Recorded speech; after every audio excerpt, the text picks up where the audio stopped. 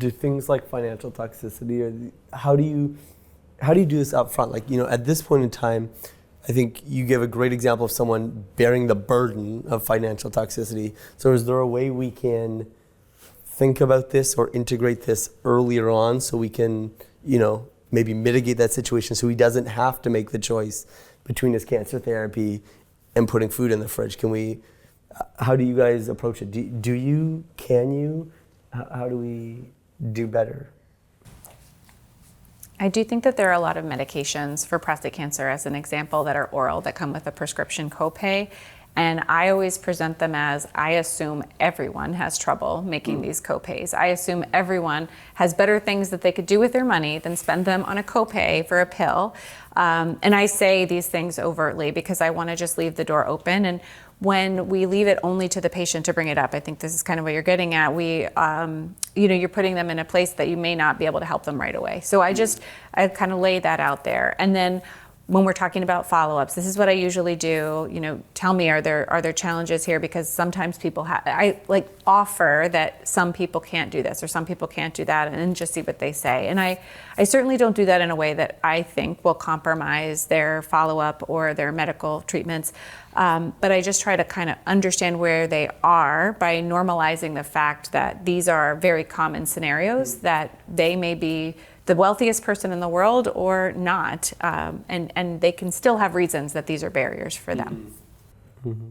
I think it's so key to not make an assumption, right? About, sometimes I think we all have the experiences on both extremes, right? The very wealthy person who comes in 10-year-old flip-flops and beat up cargo shorts, and then people who maybe have been born and raised in a certain way where a medical appointment is a very important aspect of life, and they put themselves together to the absolute extreme that they can, and maybe they've taken hours to make sure they have the best clothes in their closet as they walk into our appointments and is the best possible version of themselves, and we maybe can underappreciate the stress and burden they're under to come into us. And I think, as you've highlighted, not making that assumption about this is going to be easy for this person or it's not going to be, and just allowing that sort of normalized experience of this might be a problem.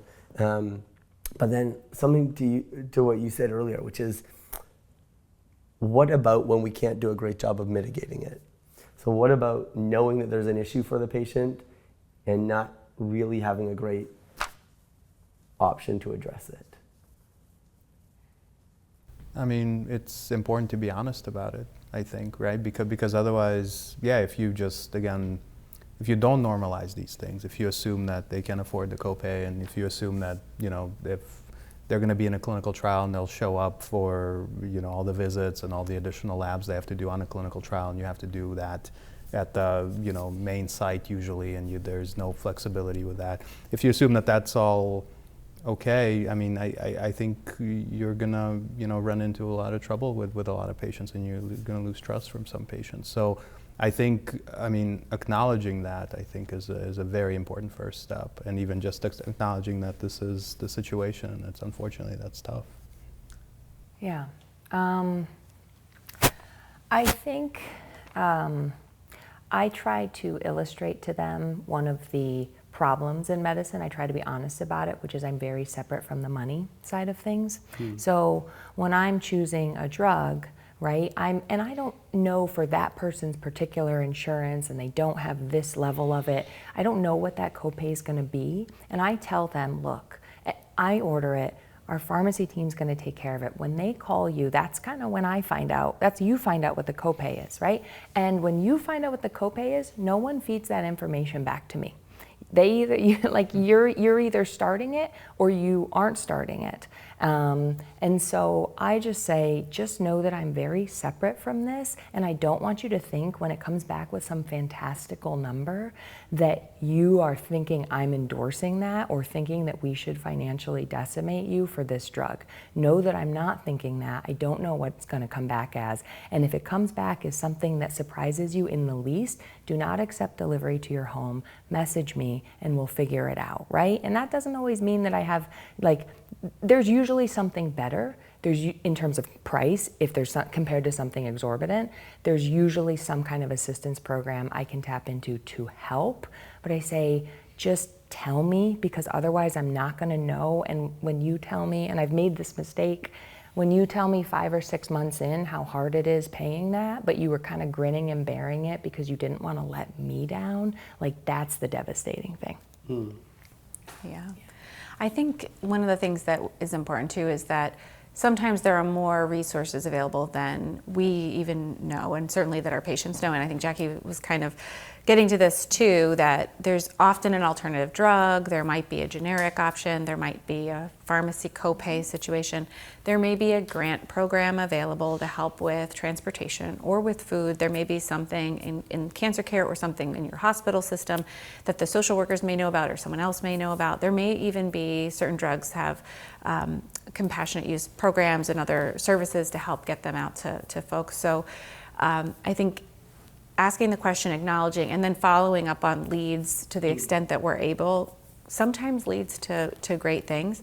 When it comes to prostate cancer, at least, there are some great advocacy organizations that can provide, especially depending on where people live, that can provide some support around transportation costs and even housing costs and some other things. And I'm sure that the Bladder Cancer Advocacy Network also has, information about resources and things. So depending on the situation, it can help to ask and to kind of for us to go farther up the chain, and also to engage advocacy organizations to perhaps have some more support. So is this a routine portion of like all new treatment initiation plan sort of conversations you would have, or is this a more targeted approach? Well, for oral medications, yeah, because there likely will be a copay, and there likely will be, a percentage of a significant number, right? And we can't assume that it's okay for, really for anyone, and for most patients it's probably not okay. So yeah, I guess I have a similar approach to what you guys mentioned, which is really highlighting that I have, like, with your specific plan, your specific situation, actually I have no idea how much this is going to be, but it might be something that's not acceptable to you. So let's see what it is, and then we can figure out ways around it. I must acknowledge my own little bias here, practicing in Toronto, which is to say that like I genuinely am unaware and do not think of it because it like doesn't hit the patient. Like I think of time off work, I think of like driving to the hospital, the $20 for parking, but if I'm picking between APA, ENZA, Darrow, like I have no idea what it costs. The patient will never have any idea what it costs. They will like just go and pick it up. Yeah. So like it's a very interesting conversation for me because I live in a world where I genuinely don't think about it, and I don't discuss financial things in any way with my patients. The way finances come up is in the surgery radiation context when people are thinking about taking time off work. We think about that, but we don't think about the cost of therapy. Like it genuinely is never a portion of any consultation visit for me, which is so it's interesting to think of to understand the degree of nuance that you guys take in the consult visits to address these issues that like never happens for me. So that's my own little bias. We talked a lot about the front end of cancer care, right? Diagnosis, starting new things. What about the other end? What about when we're running out of good treatment options with proven cancer benefits, disease control benefits, let's say, and we need to start thinking about the trade-offs around, pursuing additional lines versus supportive care alone, palliation, pain control, symptom management. How do you make that transition with a patient you maybe had a relationship with for a while? You've been working on trying multiple lines of therapy, maybe clinical trials with the goal of getting better cancer responses, and now the goals are shifting. How does that transition happen? I think that transition is sort of built on all of the relationship before that, because I like to think that my patients will know that at every point when we made a recommendation, right, whether it's control arm or experimental arm on a study, that like I believed in the things I was recommending, and they know that I recommended them because I thought they were the best choice for them. And because they know that I've been honest, when I then say, I am seeing that you're spending more time in the hospital, I'm seeing that you're having more hard days, and I'm asking, I'm like, are you? But I can also kind of see it. And I say, I'm getting worried that I don't have a next option that will help you more than it will hurt you or make your life harder. I think that's a strategy that I use, because a patient might say, particularly one who's very, very interested in, or very savvy and knows sort of the list, might say like, but there are things, and I think I'll acknowledge like they exist, but as an oncologist, I have to be very cognizant of my ability to take time from you, that I can cause harm.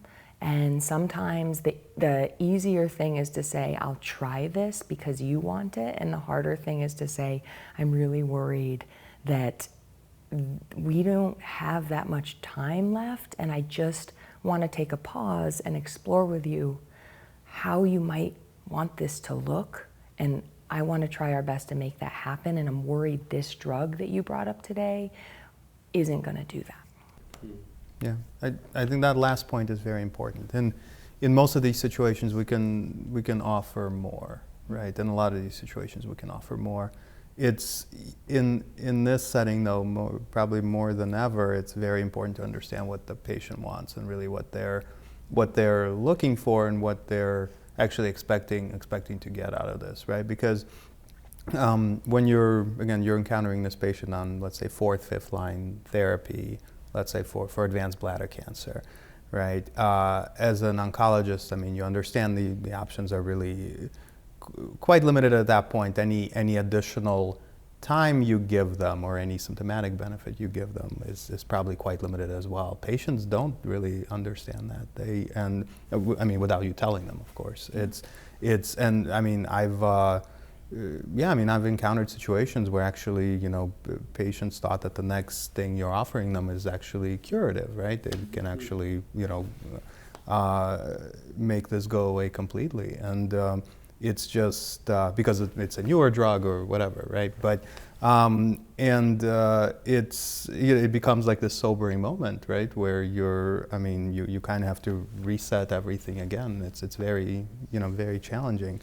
So, but again, hearing what the patient is looking to get, what their expectations are, and then addressing that. Because if their, expectations are that you can either, put them in a durable remission or cure this, then you're probably not going to do this. And, subjecting them to what's probably going to be significant toxicity from any drug in that setting is probably not what you should be doing, right? But if if they're, if they do want to try other things, we will offer it to them. But I think the other really important thing you said is, it is always easy to just say, like, I will offer you more things if you want them, right? But really understanding and listening to the patient, to what they want, what they expect is important here.